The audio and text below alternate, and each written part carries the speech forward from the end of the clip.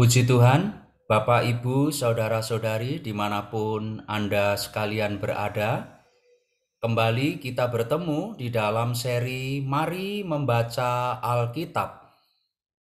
Dan saat ini kita akan membaca Injil Yohanes pasal yang ke-20. Puji Tuhan, sebelum kita membacanya bersama-sama, mari kita terlebih dahulu berdoa. Tuhan Yesus, Tuhan Yesus, kembali kami datang kepadamu ya Tuhan. Tuhan, kami membuka roh dan jiwa kami. Kami membuka hati dan batin kami terhadap dirimu sebagai kebenaran itu. Terhadap dirimu sebagai sang firman itu ya Tuhan. Mari ya Tuhan, rahmati pembacaan kami saat ini. Biarlah melalui pembacaan kami ya Tuhan, kami semakin diterangi dan kami semakin disusun dan dipenuhi dengan perkataanmu. Tuhan Yesus, kerinduan kami untuk semakin mengenalmu dengan benar, agar kami semakin mengasihimu. Oh Tuhan Yesus, rahmati saudara-saudari kami dimanapun mereka berada saat ini, yang saat ini bersama-sama akan membaca bersama dengan kami. Oh Tuhan, kami sandar padamu dan di dalam namamu kami berdoa dan mengucap syukur. Amin. Puji Tuhan. Baik saudara-saudari, kita akan membaca Injil Yohanes pasal yang ke-20. Di dalam pasal yang ke-20 ini ada pokok kebenaran yang harus kita lihat, yaitu adalah bangkit di dalam kemuliaan ilahi. Poin A, meninggalkan ciptaan lama di dalam kubur sebagai kesaksian yang disediakan orang-orang yang menghargainya dan ditemukan oleh orang-orang yang mencarinya. Haleluya. Pada hari pertama minggu itu, pagi-pagi benar ketika hari masih gelap, pergilah Maria Magdalena ke kubur itu, dan ia melihat bahwa batu penutupnya telah diambil dari kubur. Ia berlari-lari mendapatkan Simon Petrus dan murid yang lain yang dikasihi Yesus, dan berkata kepada mereka, "Tuhan telah diambil orang dari kuburnya, dan kami tidak tahu di mana ia diletakkan." Lalu berangkatlah Petrus dan murid yang lain itu ke kubur. Keduanya berlari bersama-sama, tetapi murid yang lain itu berlari lebih cepat daripada Petrus, sehingga lebih dahulu sampai di kubur. Ia menjenguk ke dalam dan melihat kain kafan terletak di tanah. Akan tetapi ia tidak masuk ke dalam. Kemudian datanglah Simon Petrus juga menyusul dia dan masuk ke dalam kubur itu. Ia melihat kain kafan terletak di tanah. Sedangkan kain peluh yang tadinya ada di kepala Yesus tidak terletak dekat kain kafan itu, tetapi terlipat tersendiri di tempat yang lain. Sesudah itu masuklah juga murid yang lain, yang lebih dahulu sampai di kubur itu, dan ia melihatnya dan percaya. Sebab selama itu mereka belum mengerti isi kitab suci yang mengatakan bahwa ia harus bangkit dari antara orang mati. Lalu pulanglah murid-murid itu ke rumah. Poin B, disaksikan oleh malaikat yang diutus Allah. Tetapi Maria berdiri di luar kubur itu dan menangis.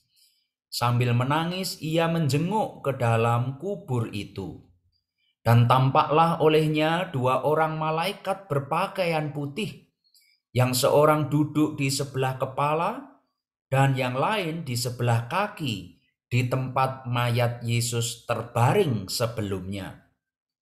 Kata malaikat-malaikat itu kepadanya, "Ibu, mengapa engkau menangis?" Jawab Maria kepada mereka, "Tuhanku telah diambil orang, dan aku tidak tahu di mana ia diletakkan." C. Menghasilkan banyak saudara dan membuat Bapa dan Allahnya menjadi Bapa dan Allah mereka. D. Hayat di dalam kebangkitan. Poin 1. Tertampak oleh orang-orang yang mencari dan terangkat kepada Bapa. Sesudah berkata demikian, ia menoleh ke belakang dan melihat Yesus berdiri di situ. Tetapi ia tidak tahu bahwa itu adalah Yesus. Kata Yesus kepadanya, "Ibu, mengapa engkau menangis? Siapa yang engkau cari?"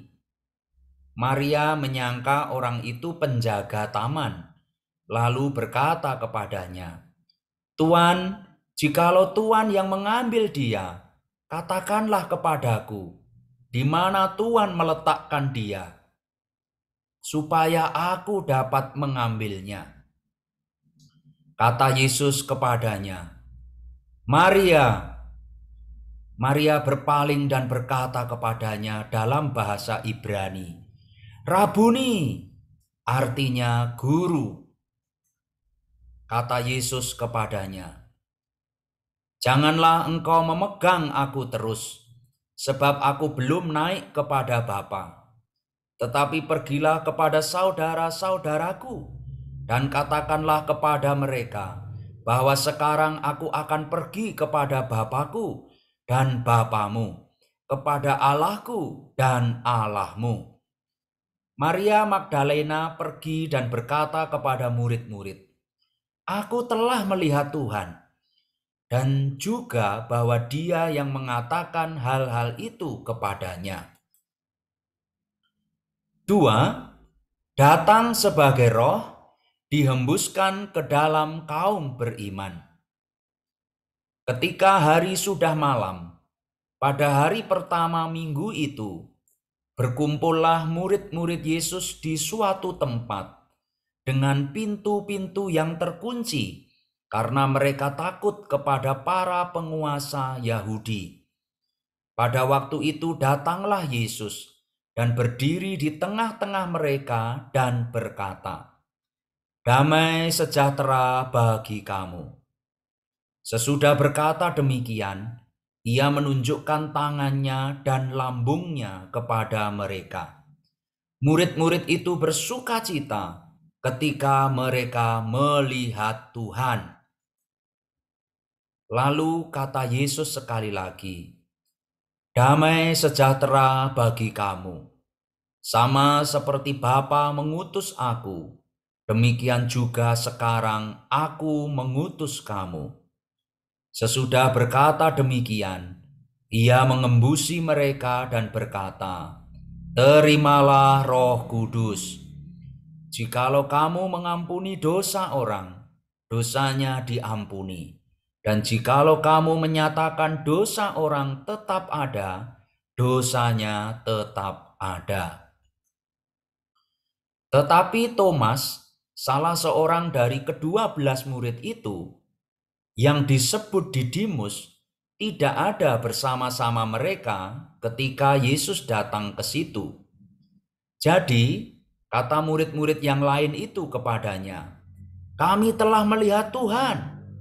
Tetapi Thomas berkata kepada mereka, "Sebelum aku melihat bekas paku pada tangannya, dan sebelum aku menaruh jariku ke dalam bekas paku itu, dan menaruh tanganku ke lambungnya, sekali-kali aku tidak akan percaya."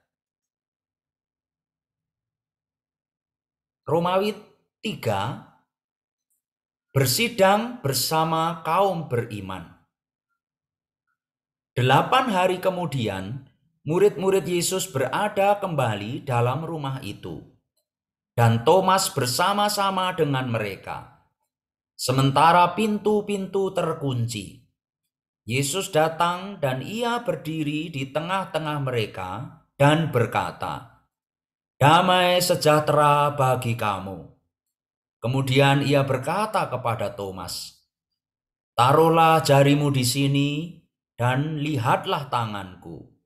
Ulurkanlah tanganmu dan taruhlah ke lambungku. Dan jangan engkau tidak percaya lagi, melainkan percayalah." Thomas menjawab dia, "Ya Tuhanku dan Allahku." Kata Yesus kepadanya, "Karena engkau telah melihat aku, maka engkau percaya. Berbahagialah mereka yang tidak melihat namun percaya." Memang masih banyak tanda mukjizat lain yang diperbuat Yesus di depan mata murid-muridnya yang tidak tercatat dalam kitab ini.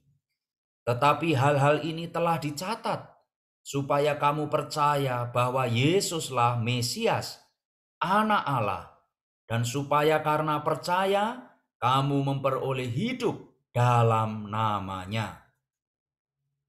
Puji Tuhan. Tuhan Yesus memberkati kita semua, memberkati Bapak, Ibu, Saudara-saudari dimanapun berada. Berkat sukacita yang daripada Dia, yang memberkati kehidupan kita. Puji Tuhan, kita akan bertemu kembali di dalam pasal yang terakhir, yaitu pasal 21 dari Injil Yohanes. Oleh sebab itu, Tuhan Yesus memberkati kita sampai kita bertemu lagi dalam pembacaan pasal yang berikutnya. Puji Tuhan. Amin.